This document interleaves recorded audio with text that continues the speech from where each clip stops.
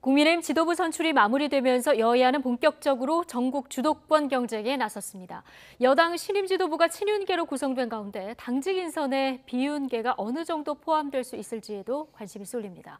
더불어민주당 이재명 대표는 당 내홍 속에 측근이 사망하는 악재까지 겹치면서 지금 어려운 상황에 내몰리고 있는데요. 이종훈 정치평론가, 차재원 부산 가톨릭대 특임교수, 오늘 두 분과 한 주간 전국 이슈 정리해 보겠습니다. 어서 오십시오. 안녕하세요. 네, 안녕하십니까. 자, 먼저 국민의힘 소식부터 좀 짚어보죠. 지난 8일에 국민의힘 전당대회에서 이변 없이 김기현 후보가 당대표로 선출이 됐습니다.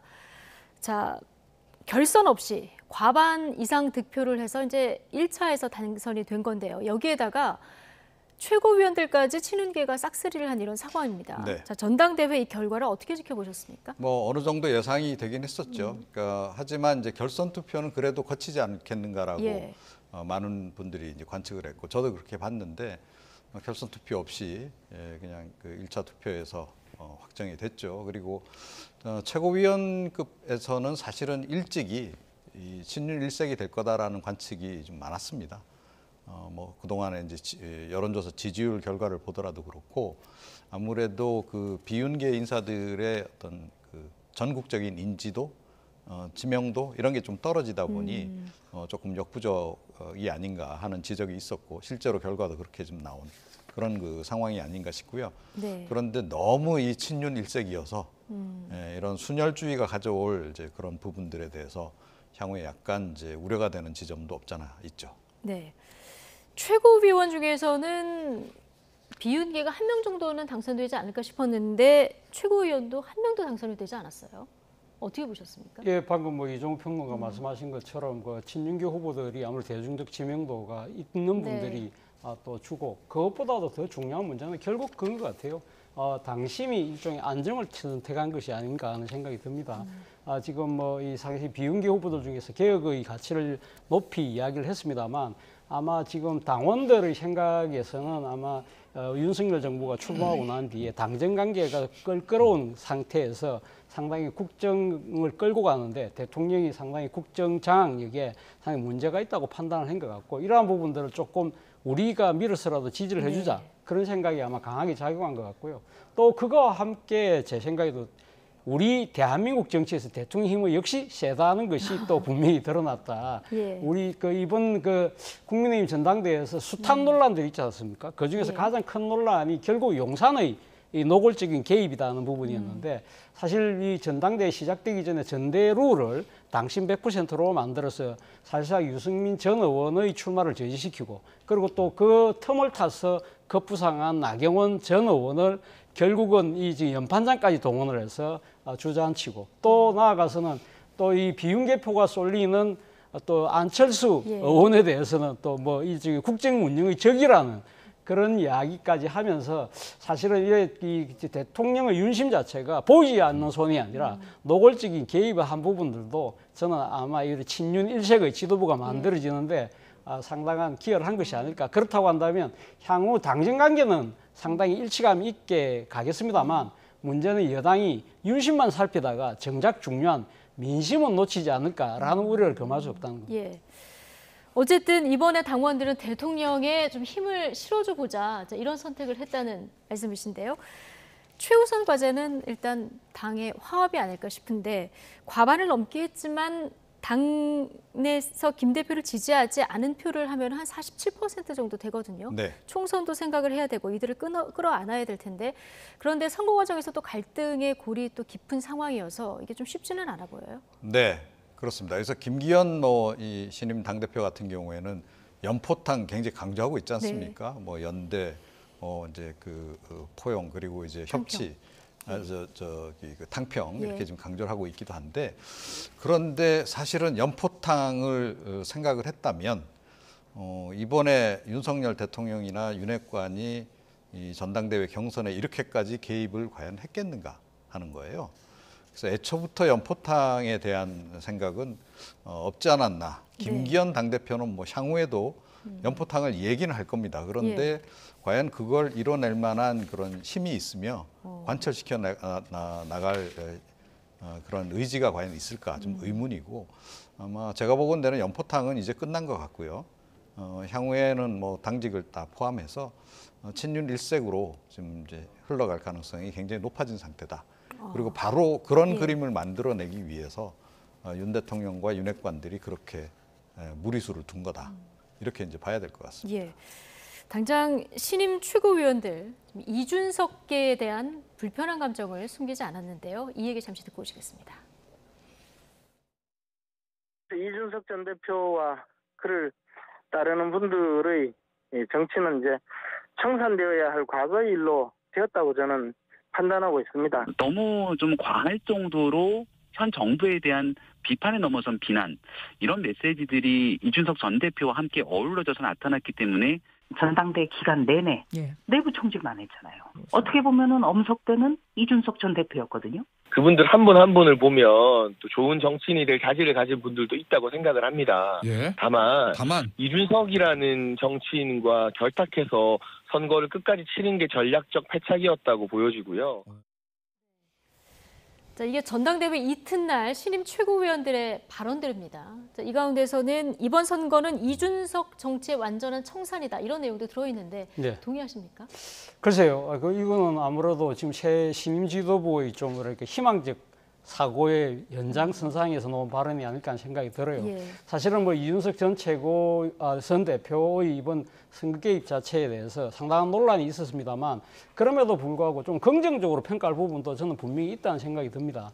사실은 이번 전당대회에서 앞서 이야기했던 대로 용산의 노골적인 개입이라든지 그런 부분들 때문에 상당히 이 정당 민주주의의 후퇴가 아니냐 그러한 논란들이 많았었거든요. 그나마 이 지금 이준석계로 대표되는 이 지금 천하람을 비롯한 천하 용인이라고 불렸던 예. 이런 신진 기회들의 도전 자체가 상당히 그래도 이 지금 흥행을 이끈 하나의 요소였다는 것이죠. 그렇죠. 그 때문에 사실은 국민들의 시선도 많이 그러니까 모아줬고 그 때문에 또 상대적으로 투표율도 많이 제고된 측면이 분명히 있거든요. 특히 이 천하용인이라는 후보들이 단순하게 이준석 아바타로서의 역할을 한 것이 아니라 당내의 개혁, 그리고 보수 혁신을 위한 목소리를 높였기 때문에 그러한 부분들에 대해서 사실은 천하람 후보 같은 경우는 15%에 가까운 이 득표율을 기록한 것이거든요. 출마 한 달 만에. 그것도 상당히 지금 뭐 이 원외 당협위원장밖에 안 되는 후보가 이런 상당한 바람을 일으켰다는 부분은 예. 궁극적으로는 국민의힘에 있어서는 큰 정치적 자산이 될 수 있는 부분인데 네. 이러한 부분들을 너무 깎아내리는 것 자체는 결국은 제살 깎기가 될 가능성이 높다는 측면에서 드리는 말씀입니다. 예. 천하람 후보가 이번에 15% 정도 얻었죠.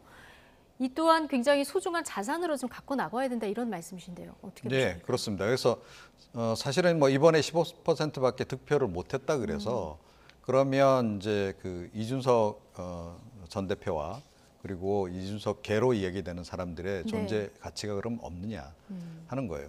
뒤집어 생각해 보면 지난 전당대회 때 왜 이준석 전 대표를 선택을 했나요? 그때 국민의힘 당원들이 보기에 대선에서 이기려면 이런 그 새로운 인물이 필요하다라는 생각을 했기 때문에 그때 선택을 한 거 아니겠습니까? 그래서 지금은 보니까 이번에 그 윤석열 정권 초기이기도 하고 어찌됐건 윤 대통령에게 좀 더 힘을 실어줘야 된다라는 관점에서 당원들이 이런 선택을 했지만 이 선택이 끝까지 이렇게 갈 거다라고 보기는 어려워요. 다음 총선 앞두고 또 어떻게 상황이 바뀔지 모르는 거고 또 다음 대선 앞두고 또 어떤 상황이 벌어질지 모르는 겁니다. 그런데 다음 대선에 예를 들어 앞두고 뭐 윤석열 정부 역시 마찬가지 레임덕을 이제 겪게 될 텐데 그런 상황에서는 친윤계가 아닌 비윤계 쪽에서 사실은 그 새로운 활로를 찾아야 될 상황이 올 수도 있는 겁니다. 그때를 대비해서라도 사실은 이런 그 정치인들은 당내에 가지고 있는 편이 훨씬 좋죠. 그리고 이번에 민주당이 그 국민의힘 전당대회를 보면서 가장 부러워했던 지점이 바로 이거거든요. 그러니까 민주당에도 없는 부분이에요. 민주당도 뭐 매번 선거 때마다 세대 교체 얘기하지만 사실은 86 운동권 세대로부터 그 다음 세대로 확실히 지금 세대 전환을 못 하고 있는 그런 그 상황이거든요. 그런데 보수 정당에서 벌써 세대 교체 바람이 불고 있다라고 하는 게 민주당 입장에서 상당히 위협적입니다. 네. 그런데 그거를 없애겠다? 이건 좀 이제 잘못된 판단이 아닌가 이렇게 생각하고 예. 이준석 전 대표가 이번 그 전당대회 과정에서 특히 막판에 뭐 엄석대를 인용한다거나 이런 거는 좀 선을 넘은 측면이 분명히 없잖아 있어요. 그런데 그 그거는 발언이 없었다면은 천하람 후보의 득표율이 조금 더 올라갔을까요? 그거는 뭐 꼭 그렇게 연동시킬 예. 문제는 아닙니다만 어찌됐건 이제 좀 지켜야 될 선이 있는데 약간 선을 넘은 것은 이제 사실입니다. 그럼에도 네. 불구하고 그건 뭐 어떻게 보면 이기기 위한 그런 과정에서 이제 나올 수 있는 그런 발언으로 좀 이해를 한다라고 전제한다면 그 발언 가지고 지금 뭐 이렇게 전당대회 끝난 시점에서 끝나자마자 이렇게 공격을 하는 거 역시 좀 바람직하지 않다 이렇게 예. 생각합니다. 이게 당장 김기현 대표가 이야기하는 연포탕하고도 맥락이 안 닿잖아요. 배치되는 거다. 예, 그렇습니다. 예. 벌써 천하람 이준석 공천 없다 이런 목소리도 일각에서 지금 나오고 있는데 천하람 위원장이 이 이준석계 재거론에 대해서 어떻게 얘기를 했냐면은 어떤 오더가 나온 것 아닌가라는 의심이 든다 이런 얘기를 했는데 이거 어떤 의미일까요? 일단 어떤 오더가 놓은 것이 아닌가라는 이야기 자체는 결국은 이것이 그러니까 지금 신임 지도부 생각보다는 그 윗선에서의 생각이지 않을까라고 예. 의심을 한다는 것이죠. 결국 뭐 우리가 지난 한 해 동안 상당히 그러니까 논란이 됐던 그 정치적 사건 중에 하나가 소위 말하는 이준석 사태였잖아요. 네. 그 이준석 사태 때문에 상당히 국정 운영을 하는 데 있어서 이 윤핵관을 비롯한 또 여당의 주류가 상당히 힘든 생각을 많이 힘든 또 상황을 많이 직면을 했던 상황이었잖아요. 그렇기 때문에 이번에 아마도 지금 천하 용인으로 대변되는 이 지금 보수 정파 내에서의 그런 젊은 바람에 대해서 상당한 불편한 심기가 놓은다는 것 자체가 예. 결국은 지금 향후 내년 그 총선 공천 과정에서 이러한 그 신진기회들의 그 세력들을 조직적으로 제거하려고 하는 생각을 갖고 있는 것이 아닐까라는 의구심을 천하람 위원장은 갖고 있는 것 같아요. 그렇기 때문에 뭐 라디오 인터뷰에서 그런 이야기를 했더라고요. 이 일종의 지난 그 과거 새누리당 시절의 진박 감별의 시대와 예. 같은 게 아니냐. 그럴 경우에는 당연히 지금 망하는 지름길로 간다고 이야기를 했는데 저 경고는 만약에 천하람 위원장의 생각이 맞다고 한다면 상당히 맞는 경고일 수도 있겠다는 생각이 듭니다. 그렇기 때문에 말씀하신 것처럼 지금 김기현 당대표가 연포탕의 정치를 하신다고 다짐을 했다고 한다면 실제 이러한 상황 관리를 적극적으로 좀 화합적으로 끌고 갈 수 네. 있도록 노력할 필요가 있지 않나 생각이 그럼 듭니다. 비판의 목소리가 나오면 대표가 좀 제지도 하고 그래야 된다. 그렇죠. 저는 그런 적극적인 역할을 할 필요가 있다는 겁니다. 예. 예. 자, 연포탕 의지가 얼마나 있느냐. 첫 시험대가 이제 당직 인선입니다. 자, 가장 관심을 모으고 있는 자리가 이제 사무총장직인데요. 친윤계 핵심으로 꼽히는 이철규 의원이 거론되고 있어요. 예. 워낙은 이제 장제원 의원이 계속 거론이 됐었죠. 예. 장제원 그래서 의원은 뭐 사무총장뿐 아니라 원내대표. 뭐 안 하겠다라고 예. 지금 이제 얘기는 하고 얘기도 있습니다. 나왔다가, 설은 예. 지금 계속 제기되고 있는 그런 상황이고 사실 이 설은 이미 몇 달 전부터 지금 그 정치권 내에서 회자가 됐고 예. 여당 내에서도 많이 얘기가 나왔어요. 그래서 뭐 김기현 의원이 대표가 되든 아니면 그 안철수 의원이 대표가 되든 사무총장은 뭐 어차피 그 장제원이다. 그런 정도의 얘기까지 이제 나돌았던 바가 있습니다. 그래서 왜 이제 사무총장 자리에 이제 그렇게 윤핵관 중에 윤핵관이 이제 가느냐 이 부분은 결국 공천하고 관련이 있는 거죠. 그러니까 물론 이제 당 대표도 어느 정도 영향력은 가지고 있습니다만 당 사무총장이 사실은 공천 관리는 거의 다 한다라고 봐도 예. 과언이 아닐 정도입니다. 그래서 굉장히 중요한 거고. 사실은 이번에 그 이렇게 무리를 해가면서까지 친윤계 지도부를 만들려고 한 것이 내년 총선 관련한 공천권 장악이라고 전제한다면 사무총장 자리는 절대 비윤계를 줄 수가 없겠죠. 예. 그래서 이 자리는 뭐 제가 보건대는 장제원 의원이거나 장제원 의원에 버금가는 정도의 예. 그 윤핵관 중에서도 윤핵관. 이 자리는 뭐 임명을- 공천을 생각한다면 친윤계가 올 수밖에 없는 네, 자리. 그렇게 지금 예. 이제 그림을 그리고 있는 거죠. 예. 자, 그럼 전략기획본부장, 사무부총장 누가 거론되냐 보면은 뭐 박성민 의원이나 배현진 의원, 그리고 박수용 의원 대부분 다 친윤계로 이제 알려진 이런 인물들인데요. 자, 어느 정도로 공천을 해야 이제 연포탕의 의지가 있다 이렇게 볼 수 있을까요? 공천이 아니고 어느 정도로 이제 배치를 해야? 예. 결국은 그러니까 연포탕 정치를 하기 위해서는 그 실천적인 방법 자체가 결국은 인사에서 시작되는 네. 거지 않습니까? 그렇다고 한다면 지금 당 지도부가 지금 다 친윤 일색이라고 한다면 사실은 이 지금 하위급 이 지금 당직자들은 상당히 계파를 초월해서 일종의 뭐랄까요 탕평 인사를 예. 하는 것이 말 그대로 연포탕 정치에 맞는 것이 아닐까 하는 생각이 드는데 결국 그런 생각이 듭니다. 앞서 뭐 이철규 의원의 사무총장 이야기가 있습니다만 사실은 지금 그 김기현 대표가 연포탕을 끓이는 뭐 본인은 역할을 열심히 하겠다고 일종의 셰프 역할을 하겠다는 것인데 만약에 이철규 사무총장을 비롯해서 실무당직자들이 똑같이 친윤 일색으로 될 경우에는 자칫 잘못하면 일종의 뭐랄까요? 그러니까 학교 급식에 비유한다고 한다면 네. 그러니까 지금 연포탕을 끓이는 주체는 김기현 대표인데 문제는 식자재를 공급하는 일종의 영양사를 일종의 네. 뭐랄까요? 그러니까 친윤계 핵심들이 할 경우에는 가짜 낙진지, 진짜 낙진지 이러한 부분들을 구분을 본인들이 할 경우에는 상당히 당 자체가 또 다른 분란에 빠질 수 있다는 것이죠. 그렇다고 한다면 사실 연포탕을 끓이는 것 자체부터가 중요한 것이 아니라 식자재를 공급하는 데까지도 당 대표가 상당히 신경을 써서 탕평을 저는 실천해야 되는 것이 아닐까 하는 생각이 듭니다. 네. 당직 인선이 어떻게 되는지 좀 지켜보도록 하죠. 어쨌든 윤석열 대통령은 집권 2년 차에 완전한 친정체제를 좀 구축한 상황 아니겠습니까? 새 지도부와 월요일에 만찬을 갖는다고 하고요. 대통령과 여당 대표 간에는 정례회동도 갖는 방안을 지금 추진 중이다. 이런 보도까지 나온 상황입니다.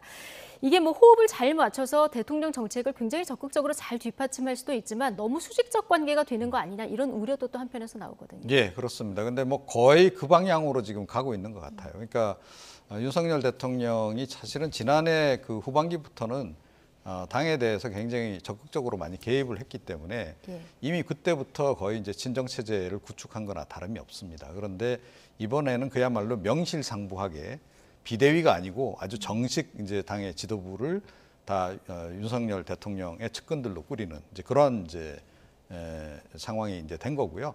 이렇게 되면 윤석열 대통령의 친정 직할 체제는 훨씬 더 강화되는 거죠.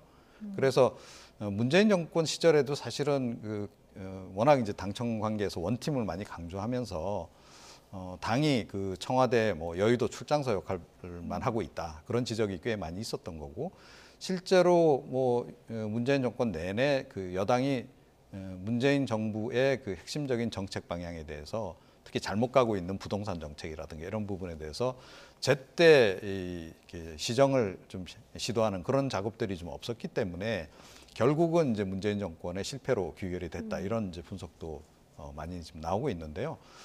제가 보건대는 윤석열 정부도 지금 거의 그 트랙을 지금 밟아가고 있는 과정이 아닌가 싶어요. 그래서 이번에 그 지금 김기현 대표의 연포탕 주장에도 불구하고 사실상은 뭐 윤석열 대통령 또는 대통령실에서 거의 이 당무까지 직할하는 그런 시스템으로 지금 이제 바뀐 거나 다름없고요. 그렇게 보면 이제 지금 여당은 그야말로 그 대통령실의 이 여의도 출장소 그 이상의 역할을 좀 해내기는 좀 어렵지 않을까 그렇게 생각을 합니다. 예. 여야 관계는 어떨까요? 이재명 대표가 김기현 신임 대표 당선을 축하한다 이렇게까지 얘기는 했습니다만은 지금 대치 전선이 워낙 가파른 상황에서 김기현 여당 대표, 이재명 민주당 대표 어떻게 보십니까 이 관계는? 두 분의 그 일종의 뭐랄까요 케미가 그렇게 쓱 어울리는 조합은 아닌 것 같아요. 사실은 지난 대선 과정에서 김기현 당대표가 당시 야당의 원내대표였지 않습니까? 그때 사실 이재명 후보를 둘러싼 여러 가지 의혹들이 있을 때마다 사실은 김기현 당시 원내대표가 일종의 이재명 저격수 노릇을 아주 앞장서서 했거든요. 그리고 또 그저께 발생했던 이재명 당대표의 측근 인사의 그런 극단적인 선택 직후에 바로 김기현 당대표가 어떤 이야기를 했습니까? 이재명 당대표 책임지고 물러나라. 그런 이야기할 정도였고 사실은 이재명 당대표도 뭐 지금 그러니까 김기현 대표에게 득담은 건넸습니다만 사실은 국민의힘 전당대회가 결과가 나오자마자 이 민주당 당 공식 그 대변인의 논평은 뭐라고 하냐면 정당 민주주의가 죽었다라는 이야기를 했었거든요. 그러면서 상당히 민주당 내에서는 오히려 김기현 당대표 된 게 땡큐다. 우리한테는 더 좋은 거다. 뭐 이런 이야기할 정도로 사실은 이 두 당의 일종의 정치적인 앙금이 너무 지금 많았어. 깊고 무거워서 쉽게 이 지금 서로의 불신의 강을 건너기가 쉽지는 않습니다만 그럼에도 불구하고 지금 연포탕 정치 속에는 저는 제가 생각했을 때 여야 관계에서의 협치의 복원도 저는 깔려 있지 않을까 하는 생각이 듭니다. 그렇다고 한다면 사실은 여야 관계가 이렇게 경색 국민일 때는 결국 손을 내밀어야 될 쪽은 국정 운영을 책임진 여당이거든요. 그중에서도 대표의 몫이라고 한다면 김기현 당대표가 좀 더 이 광의의 이 좀 협치의 행보를 할 필요가 있지 않나 하는 생각이 듭니다. 여야 관계가 이렇게까지 경색된 적이 있었나 싶을 정도로 지금 대치 상황이 계속되고 있는 상황인데요. 이거 그러면 어떻게 풀어야 됩니까? 쉽게 풀기 어렵다라고 저는 보고 있습니다. 그러니까 사실은 이제 이재명 대표가 그 민주당의 당 대표가 되는 순간 뭐 그 당시에 언론 보도도 이제 그렇게 많이 나오기도 했습니다만 지난 대선에 그냥 연장전이 돼버린 거예요. 그래서 윤석열 대 이재명 구도로 정치판이 일단 기본적으로 짜여졌던 겁니다. 뭐 그것 때문에 오히려 이제 윤석열 대통령도 당에 대한 장악력을 더 키우려고 했을 수도 있다라고는 보는데 어찌됐건 결과적으로 이번에 윤석열 친정 체제가 국민의힘에 구축됨으로 해서 향후에 이제 이 정치 구도는 김기현 당대표는 사실은 별로 그렇게 존재감을 발휘하기가 좀 어려울 겁니다. 실제로는 윤석열 대통령과 이재명 대표 간의 그런 구도가 그냥 더 공고화되면서 더 극한 대립으로 가는 그런 상황으로 이어질 가능성이 높아요. 제가 보건대는 지난해 그 예산안 과정에서도 여야 간의 굉장히 극한 대결이 이제 계속 이어진 바가 있고 그랬는데 이번 그 정기국회 들어가게 되면 아마 더 치열해질 겁니다. 그리고 국면 자체가 지금 이제 총선이 점점 다가오는 상황이잖아요.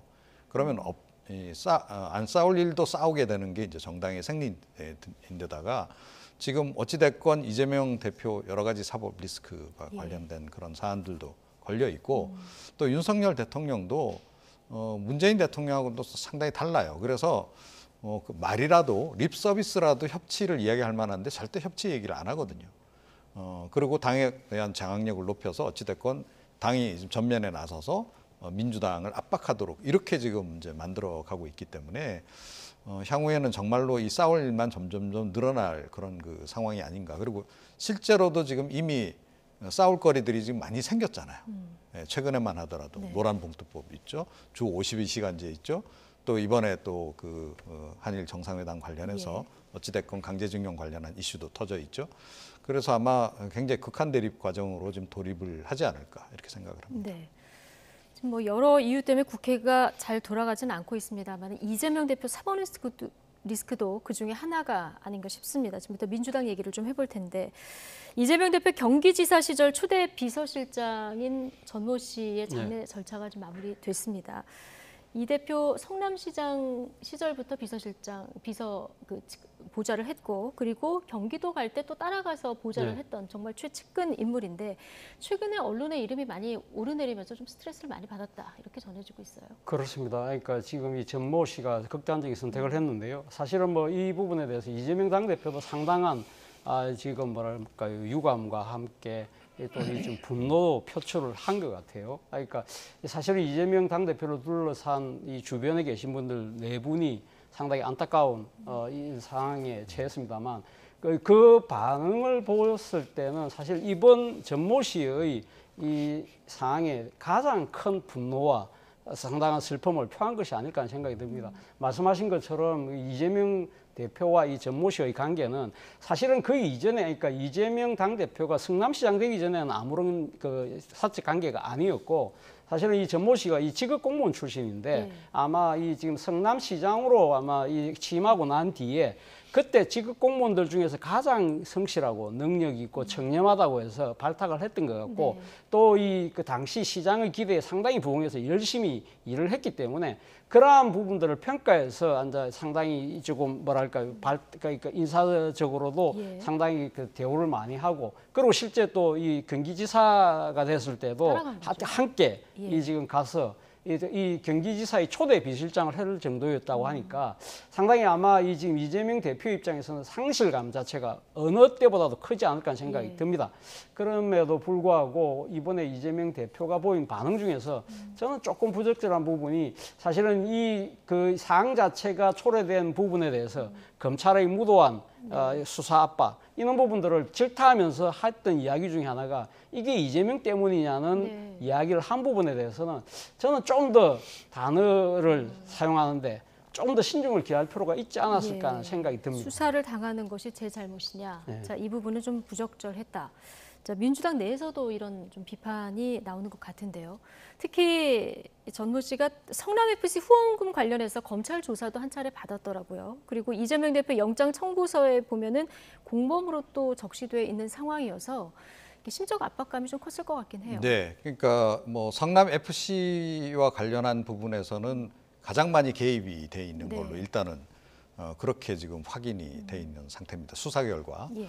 뭐 그 당시 이제 지위도 기업과 그랬고. 성남시 사이에 어떤 협상 창구 역할을 했다. 예, 그렇습니다. 검찰은 이렇게 보고 있는 거죠. 예, 그래서 이재명 이제 대표의 의사도 그쪽 기업 쪽에 전달하고 기업 쪽의 의사도 이쪽에 전달하고 뭐 그런 이제 역할을 했던 것 같고 그 시점에서는 사실은 거의 이재명 대표 최측근 그룹, 그러니까 뭐 정진상, 김용 다 포함해서 그 최측근 그룹에서 그래도 제일 그 일종의 좌장격 역할까지 하고 있었던 것으로 그렇게 보여요. 그래서 굉장히 중요한 인물인데 그런데 어찌됐건 뭐 지금 본인과 관련된 부분들이 점차 이제 이게 이제 사실 향후에 이제 있을 재판 이런 과정에서 자기에게 뭔가 이렇게 좀 형사처벌이 될 가능성이 높다라는 판단을 내린 건지 어찌됐건 좀 극단적 선택을 좀 한 건데요. 예. 이재명 대표는 조금 전에 이제 우리 김 교수님도 지적하셨다시피 이 부분에 대해서 책임을 느끼셔야 됩니다. 예. 왜 책임을 느껴야 되냐면 벌써 한두 명이 아니잖아요. 한두 명이라 그러면 뭐 우연히 또 개인적인 그런 어떤 뭐 성정에 따라서 그럴 수도 있다 이렇게 우리가 볼 수 있지만 벌써 5명이나 이런 그 선택을 했다라고 전제를 했을 때는 좀 달리 봐야 된다. 그 중에서도 네. 특히 4사람은 굉장히 가까웠던 그리고 실제로 그 일을 같이 함께 했던 그런 사람들이기 때문에 이거를 다 검찰 수사 탓으로 돌리는 거는 좀 문제가 있지 않느냐. 과거에도 뭐 권력형 비리 수사가 뭐 한두 번 있었습니까? 그리고 간혹 극단적 선택을 하는 경우도 있었지만 이렇게 연달아서 극단적 선택을 한 경우는 없다는 거예요. 그래서 이게 과연 검찰 수사에 압박을 받아서 그런 건지 아니면 이재명 대표 측의 뭐 압박 또는 회유 때문인지 이것도 사실은 좀 밝혀져야 될 부분이 아닌가 싶고요. 실제로 그런 시도가 있었잖아요. 뭐 유동규 전 본부장이 지금 뭐 많이 이야기를 하고 있잖아요. 자기 실제로 받았던 그런 회유라든가 뭐 휴대폰을 뭐 버리라고 뭐 그런 지시를 받았던 상황이라든가 이런 것들이 다 지금 확인이 지금 되고 있는 상황이기 때문에 이재명 대표 측의 어떤 상당한 그 압박도 좀 있었지 않았을까 이렇게 생각이 돼요. 그래서 그 아랫사람들로서는 아무래도 이제 자기하고 관계 맺었던 윗분한테 좀 해를 덜 입히고 싶고 배신하고 싶지 않고 네. 그런 것 때문에 어쩔 수 없이 이런 선택을 하게 되는 경우가 이제 있을 수 있는데 그런 정황도 있는 상황에서 무조건 이걸 검찰 탓으로만 이렇게 몰아붙이는 것은 좀 부적절하다. 그리고 적어도 도의적으로는 그래도 좀 미안하다는 얘기도 좀 하는 것이 옳고 그리고 정치적으로도 최측근 그룹들이 이런 정도로까지 이렇게 뭐 여러 가지 혐의들과 그러니까 연루가 되는 상황이면 좀 책임을 져야 되는 그런 상황이 아닌가 이렇게 생각합니다. 근데 지금까지 주변인 사망의 책임을 인정한 발언은 지금까지 좀 없었던 것 같고요. 근데 뭔가 도의적인 책임의 발언은 좀 한번 할 필요가 그렇죠. 있다. 그러니까 대체로 보면 이제까지 자기는 뭐 좀 무죄라는 거 아닙니까? 자기는 돈 받은 적도 없고 그리고 마치 그러면 이제 아랫사람들이 다 알아서 한 것처럼 이렇게 된단 말이에요. 그러면 측근이었던 사람들 입장에서는 아 이거 뭐 나보고 다 떠안으란 얘기인가 보다라고 받아들일 수밖에 없는 겁니다. 네. 그러다 보면 이런 선택으로까지도 갈 수도 있다라고 하는 것. 예. 그럼 어떻게 보면 좀 상식적으로 지금 다 알고 있는 사실인데 그런 상식하고도 좀 반하는 그런 반응을 좀 보이는 것은 좀 납득이 가지 않는다 이렇게 생각합니다. 앞서 차 교수님이 잠깐 짚어주신 대로 예. 김기현 국민의힘 대표가 대표 직무 수행이 적합한지 좀 숙고해야 된다 이런 반응을 이제 보이면서 여당 내에서는 퇴진을 압박하는 이런 목소리들이 나오고 있는 상황이거든요. 그런데 이재명 대표는 정면 돌파를 앞으로도 선택할 것 같습니다. 전모 씨 발인 당일인 오늘 장외 집회 참석해서 정부와 여당을 향한 공세를 이어갔는데요. 여당 반응까지 듣고 오시겠습니다. 국민들은 기가 막힌, 대통령은 귀가 막힌 것 같습니다, 여러분. 국민들의 자존심을 무차히 짓밟았습니다. 대한민국이 분노하고 있습니다, 여러분. 대표님의 정치적 생명이 5분의 생명보다 중하지는 않습니다. 가장 가까운 사람들도 지키지 못하면서 어떻게 나라와 국민을 책임지겠습니까? 어제는 오후 일정을 다 취소하고 이제 빈소를 다녀왔는데요. 오늘 발인 날인데요. 장외 집회가 있었습니다. 여기에 나가서 이제 정부를 비판하는 목소리를 냈는데 자, 이건 어떻게 보십니까? 어제 뭐 이재명 대표 입장에서는 본인의 첫건이었던 분의 안타까운 이 사고 소식을 듣고, 그러니까 한 걸음에 달려간 셈이잖아요. 그렇죠. 그래서 그리고 장시간 상당히 대기도 유족들과의 이렇게 협의가 안 돼서 7시간 동안 기다렸다가 예. 조문을 했거든요. 사실 그렇게 7시간을 기다리고 조문을 했던 이유 중에 하나는 오늘의 아마 정치 일정도 감안을 한 것이 아닐까 하는 생각이 듭니다. 예. 사실은 지금 뭐 야당의 또 제1야당의 대표로서의 또 정치적인 역할을 할 또 책임도 갖고 있잖아요. 그리고 특히 오늘 또 이 집회가 또 보통 사안이 아니고 이번에 지금 한일 이 강제 징용에 대한 배상금의 굴욕적 합의에 대해서 민주당을 비롯한 국민들의 그러니까 분노의 목소리가 커지고 있기 때문에 이 부분에 대해서 야당의 대표가 나가서 같이 힘을 합치지 않는다고 한다면 또 일종의 뭐랄까요, 이재명 사법 리스크 운운하면서 상당한 또 여러모로 공격을 받을 수밖에 없는 상황이다. 그런 측면에서 저는 뭐 오늘 상당히 이재명 당대표의 행보 자체를 그렇게 비판만 할 대목은 아니라는 생각이 들고요. 예. 또 한편으로 제가 꼭 짚고 싶은 이야기는 아까 지금 여당의 반응이 나왔습니다만 사실은 이재명 당대표가 앞서 제가 말씀드린 것처럼 상당히 법적 책임은 아니라 하더라도 정치적, 도의적 책임을 지고 그리고 사실은 이 지금 자신과 관련된 혐의를 본인 스스로가 정정당당하게 맞서는 부분, 그래서 불체포 특권을 가감히 포기하고 법원에 출두해서 네. 이 부당한 경찰의 수사의 진상을 밝히는 그런 모습도 보여주는 게 분명해요. 그리고 또 한편으로는 사실은 지금 이재명 당대표를 주위에 계신 분 5분 중에서 안타까운 사고로 돌아가신 분이 4분이잖아요. 그분들이 사실은 다 검찰이나 경찰의 강압적 수사하고도 상당히 맞물려 있다는 비판이 상당히 많거든요. 예. 그렇다고 한다면 여당의 입장에서도 그럼 검찰 수사 과정이 과연 공정하고 올바르게 됐는지, 그리고 인권 유린이 없었는지 예. 이런 부분에 대해서도 함께 신경을 쓰고 거기에 대해서도 대책을 촉구하는 태도가 저는 바람직하지 않을까 생각이 듭니다. 여당에서도 검찰 수사 과정도 좀 같이 돌아볼 필요가 있다. 예. 자, 이런 얘기를 해주셨고요. 고인의 유서 내용이 조금씩 알려지고 있습니다. 자, 어제는 이제 정치를 내려놓으시라, 더 이상의 희생은 없어야 하지 않겠냐, 이런 내용이 알려졌었는데요. 자, 오늘 조금 더 알려진 내용을 보면은 측근을 좀 진정성 있게 관리해달라. 그리고 수사 관련해서 본인의 책임을 다 알고 있지 않냐. 자, 이런 내용이 알려졌거든요. 이거 해석을 어떻게 하십니까? 네. 그러니까 이제 뭐 리더들이 뭐 이런 아주 뭐 이렇게 양분을 하자면 두 가지 유형이 있는 것 같아요. 네. 그러니까 이런 일이 이제 벌어지고 했을 때 결국은 다 이 책임은 나한테 있다. 내 아랫 사람들 괴롭히지 말고 수사를 할 게 있으면 나를 잡아다가 오히려 수사해라. 이렇게 주장하시는 분들이 있고 또 그 반면에 측근들한테 다 떠미시는 분이 있어요. 그런데 이재명 대표 같은 경우는 후자의 경우에 속한다. 그래서 사실은 이제 많은 그 부담의 상당수, 거의 대부분을 측근들한테 지금 다 떠미는 식으로 지금 한단 말이에요. 유동규 전 본부장 같은 경우에도 사실은 누가 보더라도 객관적으로 최측근이었던 인물인데도 최측근 아니다라고 얘기를 하고 있고, 또 정진상, 김용 이른바 본인이 인증한 최측근에까지 수사가 이제 미치니까 거기에 대해서 또 함구하고, 자 그렇게 한단 말이에요. 그러면 이게 이제 그 사람들 한때 이제 이재명 대표하고 굉장히 가깝게 있으면서 이재명 대표에게 어떻게 보면 모든 걸 걸었던 사람들 입장에서는 상당히 갈등이 될 수밖에 없어요. 내가 계속 이런 인물을 내가 그 주군으로 모시고 가야 되는가 말아야 되는가 하는 부분을 고민을 하게 되는 거거든요. 그래서 차마 이제 배신을 못해서 뭐 이런 극단적 선택을 하는 경우까지 이제 발생하는 거고 그런 건데, 이런 부분과 관련해서 정말 누구 책임이냐는 거예요. 예.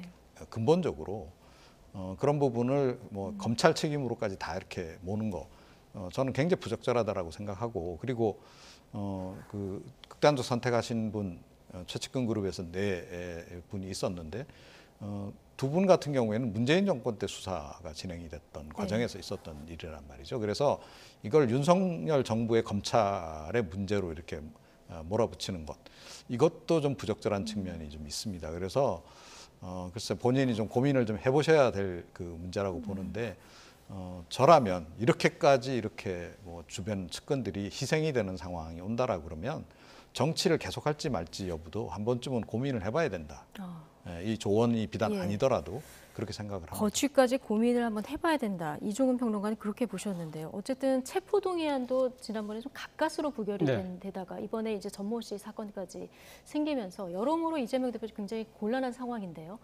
앞으로 좀 비명계 중심으로 퇴진 목소리가 커질 텐데 어떻게 돌파구를 이재명 대표 입장에서는 찾아야 될까요? 앞서도 제가 말씀드렸습니다만 결국 이재명 당대표는 자신의 그 사법 리스크를 본인 스스로가 오롯이 책임을 지고 본인 스스로가 정정당당하게 치고 나갈 수밖에 없다는 네. 생각이 듭니다. 앞서 이야기했지만 지금 아마 이 검찰이 쪼개기, 소위 말하는 쪼개기 영장을 통해서 계속적으로 구속영장을 청구할 가능성이 높거든요. 그럴 때마다 그러면 지금 국회로 아마 체포동의안에 넘어올 때 그럴 때마다 그러면 야당의 압도적인 의석으로 가면 그걸 제지할 것이냐. 그럴 경우는 결국은 민주당이 방탄특검 프레임 속에 놓이게 되는 그런 정치적 딜레마가 계속될 수밖에 없는 상황이거든요. 그렇다고 한다면 본인이 지금 상당히 검찰 수사의 부당성에 대해서 강하게 이야기하고 있잖아요. 그렇다고 한다면 이 지금 법원에 출두하고 있는 데서 무조건 구속되는 건 아니지 않습니까? 예. 그렇다고 한다면 또 그리고 또 이 사법부가 심각하게 독립이 훼손돼 있다고 우리가 이렇게 판단할 수 있는 상황도 아니라고 한다면 그 법원에서 영장실질심사를 통해서 예. 자신의 정정당당함을 증명하는 것도 하나의 돌파 방안이지 않을까 하는 생각이 듭니다. 만약에 구속영장이 기각됐을 경우 검찰의 수사 동료 의지가 상당히 꺾일 수밖에 없고 예. 민심도 상당히 이재명 대표에게 우호적으로 갈 수 있는 것이거든요. 그러한 정치적 선택을 하느냐 못하느냐가 앞으로 향후 이재명 당대표의 정치적 생명을 가른 하나의 분수령이 되지 않을까 하는 생각이 듭니다. 예, 당과 좀 분리해서 법원에서 자신의 무고를 좀 증명하는 이런 돌파구를 찾는 것이 방법이다. 자, 이런 조언까지 들어봤습니다. 이종훈 정치평론가, 차재원 부산가톨릭대 특임교수 오늘 두 분과 함께했습니다. 고맙습니다.